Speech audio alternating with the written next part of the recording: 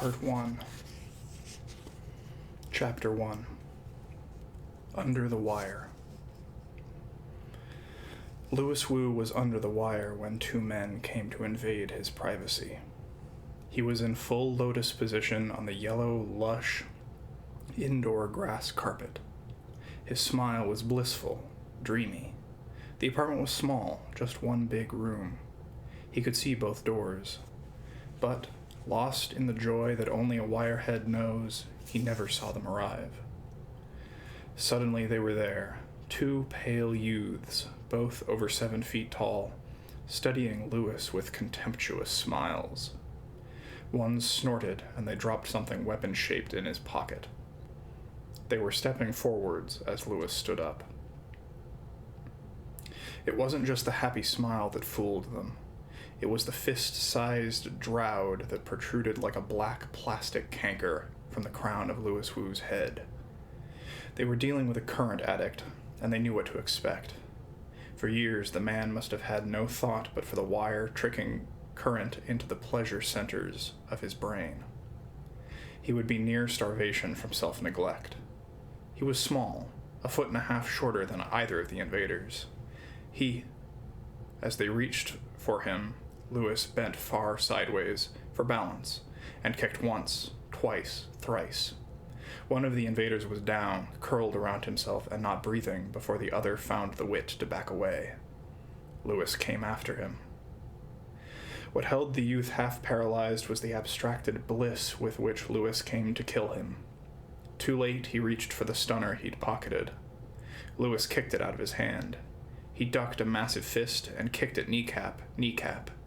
The pale giant stopped moving. Groin, heart. The giant bent far forward with a whistling scream. Throat. The scream stopped suddenly. The other invader was on hands and knees, breathing in sips. Louis chopped at his neck twice. The invaders lay still in the lush yellow grass. Louis Wu went to lock his door. At no time had the blissful smile left his face, and it did not change when he found his door fully locked and alarmed. He checked the door to the balcony, bolted and alarmed. How in the world had they gotten in? Bemused, he settled where he was, in lotus position, and did not move again for over an hour. Presently, a timer clicked and switched off the drought. Current addiction is the youngest of mankind's sins. At some time in their histories, most of the cultures of human space have seen the habit as a major scourge. It takes users from the labor market and leaves them to die of self-neglect. Times change. Generations later, these same cultures usually see current addiction as a mixed blessing. Older sins, alcoholism and drug addiction and compulsive gambling, cannot compete. People who can be hooked by drugs are happier with the wire. They take longer to die, and they tend not to have children. It costs almost nothing. An ecstasy peddler can raise the price of the operation, but for what? The user isn't a wirehead until the wire has been embedded in the pleasure center of his brain. Then the peddler has no hold over him, for the user gets his kicks from house current. And the joy comes pure, with no overtones and no hangover. So that by Louis Wu's time, those who could be enslaved by the wire or by any lesser means of self-destruction had been breeding themselves out of the human race for 800 years. Today there are even devices that can tickle a victim's pleasure center from a distance. Tasks are illegal on most worlds and expensive to make, but they are used. A dour stranger wanders past, rage or misery written in the sour lines of his face. From behind a tree you make his day. Plink! His face lights up. For a moment he's got no worries at all. They don't generally ruin lives. Most people can take it. The timer clicked and switched off the drought. Louis seemed to sag in upon himself. He reached across his smooth scalp to the base of the long black braid and pulled the drought from its socket beneath the hair. He held it in his hand, considering. Then, as always, he dropped it into a drawer and locked it. The drawer disappeared. The desk, which seemed a massive wooden antique, was actually paper-thin hull metal, with endless room for secret compartments. It was always a temptation to reset the timer. He'd done it routinely in the early years of his addiction. Neglect had made of him a skeletal rag doll, constantly dirty. Finally, he had gathered what remained of his ancient, dogged determination, and he had built a timer that took 20 minutes of nitpicking concentration to reset. On its present setting, it would give him 15 hours of current and 12 hours of sleep, and for what he called maintenance. The corpses were still there. Lewis had no idea what to do about that. If he'd called the police immediately, it would have attracted unwanted attention. But what could he tell them now, an hour and a half late? That he'd been knocked unconscious? They'd want to deep radar his head for fractures. This he knew. In the black depression that always followed his time under the wire, he simply couldn't make decisions. He followed his maintenance routine like a robot. Even his dinner was pre-programmed. He drank a full glass of water. He set the kitchen. He went to the bathroom. He did 10 minutes of exercise, pushing himself hard, fighting depression with exhaustion. He avoided looking at the stiffening corpses. Dinner was ready when he finished. He ate without tasting, and remembered that once he had eaten and exercised and made every move with the drought set in his skull, delivering a tenth of normal current to the pleasure center. For a time, he had lived with a woman who was also a wirehead. They had made love under the wire, and played war games and held pun contests, until she had lost interest in everything but the current itself. By then, Lewis had regained enough of his natural caution to flee Earth. He thought now that it would be easier to flee this world than to dispose of two large, conspicuous corpses. But if he were already being watched... They didn't look like arm agents. Large, soft in the muscle, pale from a sunlight more orange than yellow, they were certainly low-gravity types, probably Canyonites. They hadn't fought like arms, but they had bypassed his alarms. These men could be arm hirelings, with friends waiting. Louis Wu disarmed his balcony door and stepped out. Canyon does not quite follow the usual rules for planets. The planet is not much bigger than Mars. Until a few hundred years ago, its atmosphere was just dense enough to support photosynthesis using plants. The air held oxygen, but was too thin for human or Kzinti life. The native life was as primitive and hardy as lichen. Animals had never developed at all. But there were magnetic monopoles in the cometary halo around Canyon's orange-yellow sun, and radioactives on the planet itself. The Kzinti Empire swallowed the planet and staffed it with the aid of domes and compressors. They called it Warhead for its proximity to the unconquered Piran worlds. 1,000 years later, the expanding Kzinti Empire met human space. The Man-Kazin Wars were long over when Louis Wu was born. Men won them all. The Kzinti have always had a tendency to attack before they are quite ready. Civilization on Canyon is a legacy of the Third Man-Kazin War, when the human world Wunderland developed a taste for esoteric weapons. The Wunderland Treaty Maker was used only once. It was a gigantic version of what is commonly a mining tool, a disintegrator that fires a beam to suppress the charge on the electron. Where the disintegrator beam falls, solid matter is rendered suddenly and violently positive. It tears itself into a fog of monatomic particles.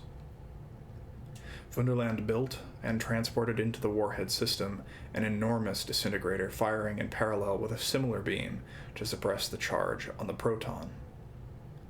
The two beams touched down 30 miles apart on Canyon's surface. Rock and Kzinti factories and housing spewed away as dust, and a solid bar of lightning flowed between the 2 points. The weapon chewed 12 miles deep into the planet, exposing magma throughout a region the size and shape of Baja California on Earth, and running roughly east and west. The Kzinti industrial complex vanished. The few domes protected by stasis fields were swallowed by magma that welled higher in the center of the great gash before the rock congealed.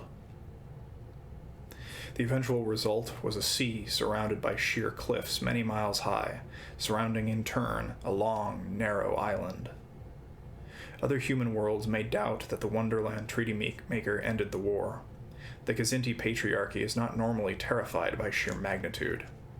Wunderlanders have no such doubts. Warhead was annexed after the Third Man-Kzin War and became Canyon. Canyon's native life suffered, of course, from the gigatons of dust that dropped on its surface, and from the loss of water that precipitated within the canyon itself to form the sea. In the canyon, there is comfortable air pressure and a thriving pocket-sized civilization. Louis Wu's apartment was 12 stories up the side of the north face of the canyon. Night shadowed the canyon floor as he stepped outside, but the southern face still glowed with daylight. Hanging gardens of native lichen dripped from the rim. Old elevators were silver threads standing miles high against the cut stone. Transfer booths had made these obsolete for travel, but tourists still used them for the view. The balcony overlooked the belt of parkland that ran down the center of the island. The vegetation had the wild look of a Kzinti hunting park, with pink and orange blended into the imported terrestrial biosphere. Kzinti life was common throughout the canyon. There were as many Kzinti as human tourists down there. The Kzinti males looked like fat orange cats walking on their hind legs. Almost.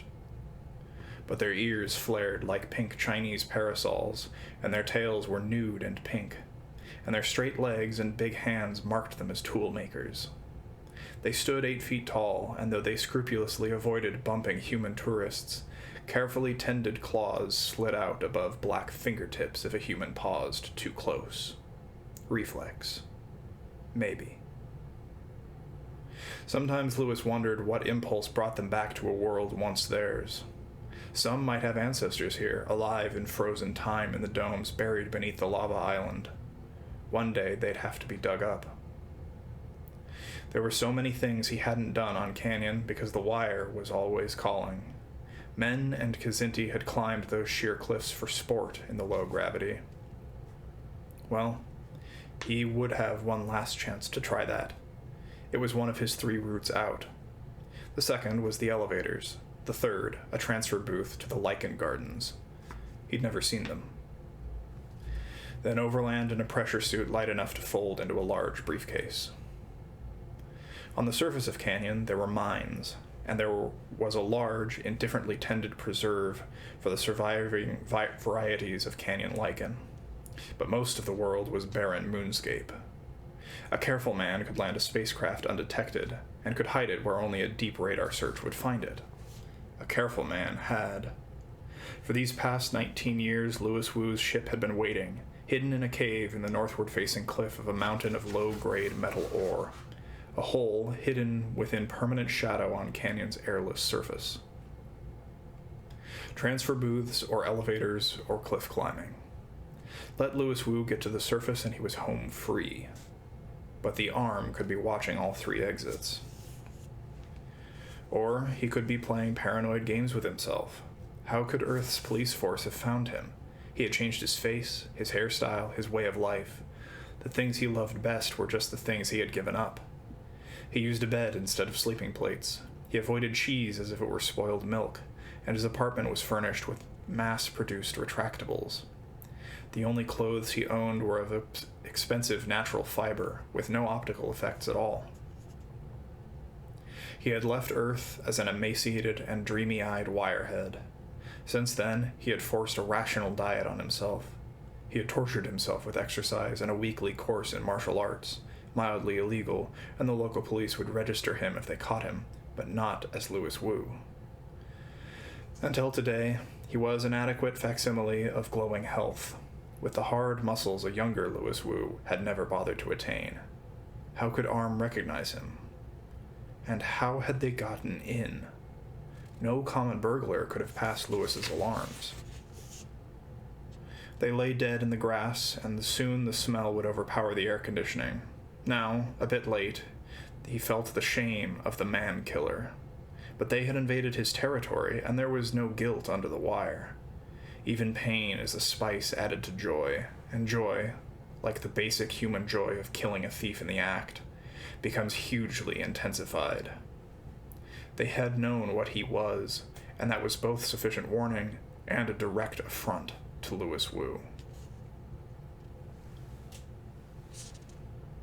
The Kzinti and human tourists and natives milling in the street below looked innocent enough, and probably were.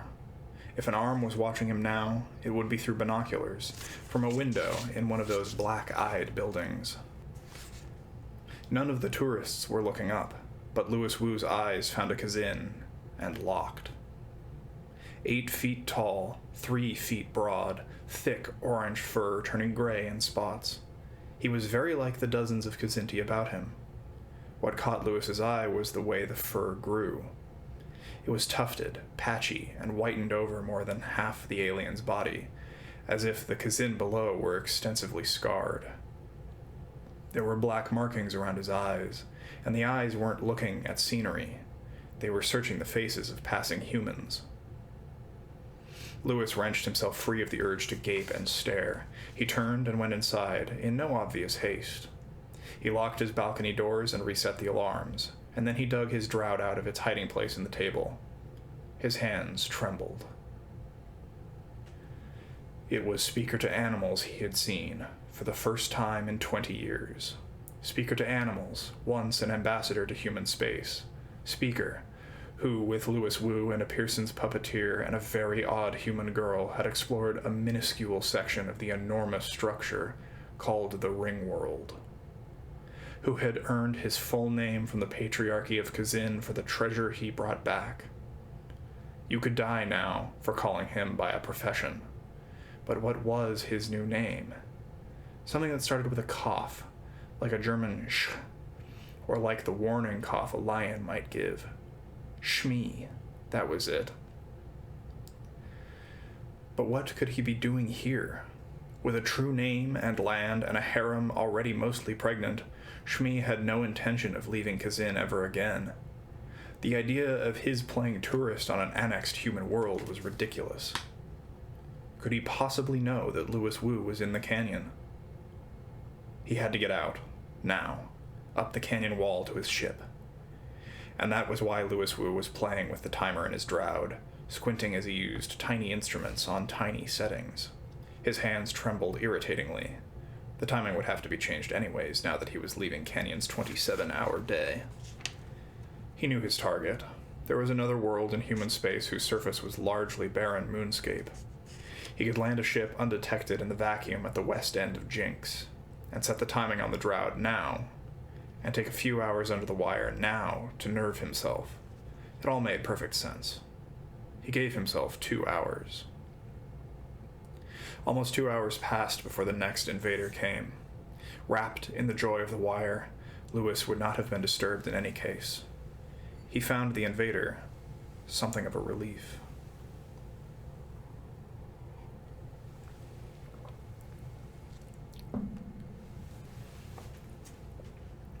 The creature stood solidly braced on a single hind leg and 2 wide-spaced forelegs.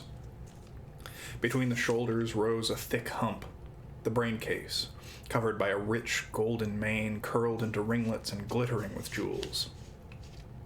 2 long, sinuous necks rose from either side of the brain case, ending in flat heads. Those loose-lipped mouths had served the puppeteers as hands for all of their history.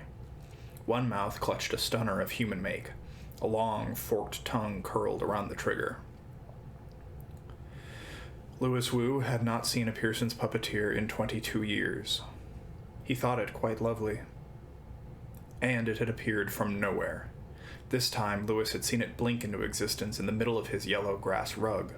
He had worried needlessly. The arm had not been involved at all. The problem of the Canyonite burglars was solved. "Stepping discs," Louis cried joyfully. He launched himself at the alien. This would be easy. Puppeteers were cowards. The stunner glowed orange.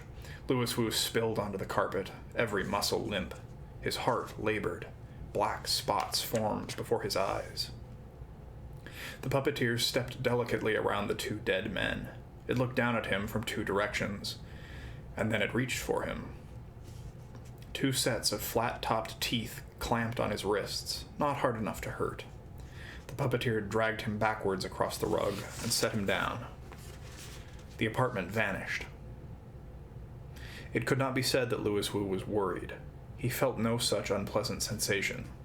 Dispassionately, for the uniform joy in the wire allows an abstraction of thought normally impossible to mortals, he was readjusting his world picture. He had seen the system of stepping discs on the Pearson's puppeteer's homeworld. It was an open teleportation system, far superior to the closed transfer booths used on the human worlds. Apparently, a puppeteer had had stepping discs installed in Louis's apartment, had sent 2 Canyonites to fetch him. When that failed, had come himself. The puppeteers must want him badly. That was doubly reassuring. The arm was not involved at all. The puppeteers had 1,000,000 years of tradition to back their philosophy of enlightened cowardice. They could hardly want his life. They could have had it more cheaply with less risk. He should find it easy to cow them. He was still lying on a patch of yellow grass and binding mat. It must have been sitting on the stepping disc. There was a huge orange fur pillow across the room from him. No, it was a Gazin slumped with his eyes open, asleep or paralyzed or dead. And in fact, it was Speaker. Louis was glad to see him. They were in a spacecraft, a General Products hull. Beyond the transparent walls, space-bright sunlight glared off sharp-edged lunar rocks. A patch of green and violet lichen told him he was still on Canyon. But he wasn't worried. The puppeteer released his wrists. Ornaments glittered in its mane, not natural jewels, but something like black opals. One flat, brainless head bent and pulled the Droud out of the plug in Louis's skull. The puppeteer stepped onto a rectangular plate and vanished with the Droud.